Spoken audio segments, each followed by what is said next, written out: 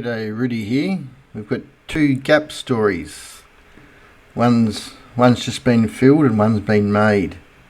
So first cab off the rank, we got Supercheap.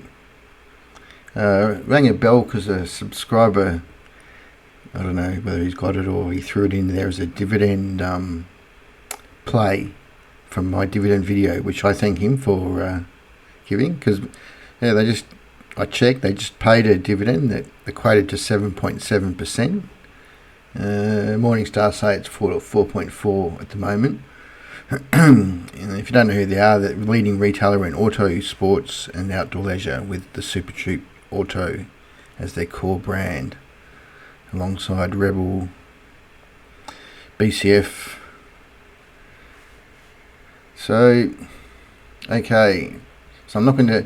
I think on both of these, the introduction of EVs and hybrids, because there's less parts to play around with, and just what impact it will have on them both. But in saying that too, I think there's still a lot of... that won't happen for quite a while, because everyone's still got their cars, and I don't think everyone's rushing out to get EVs, but it'll just be something that's hanging over them. Anyway, onto the charts. That's what I know best. Okay, so first thing I see here is a bit of a head and shoulders. So shoulder, head, and a bit of a disjointed shoulder. A declining wedge, but the big one is the gap fill. This gap over here has technically now been filled the other day. We're on a daily chart, so Friday it was filled. And you know what they like to do? They like to fill the gap and then say goodbye. So it's not confirmed. It's got to break the wedge here. So what's that by the time it gets there? 15:30. But it's not setting up to be a very pretty one, so I wouldn't be hanging in there for the div. Just my opinion. Okay, so the second one is BAPCOR. Bit of an uglier chart, this one. So they're in the aftermarket parts and services, focusing on trade, wholesale and retail. So they've got Autobarn, and they got Supercheap Auto in New Zealand. Now they got whacked the other day. They had negative earnings. They got issues with their IT. So it doesn't sound like a systemic thing. Div of 3.4, no PE because it's negative, but they're forecasting a profit for the next financial year.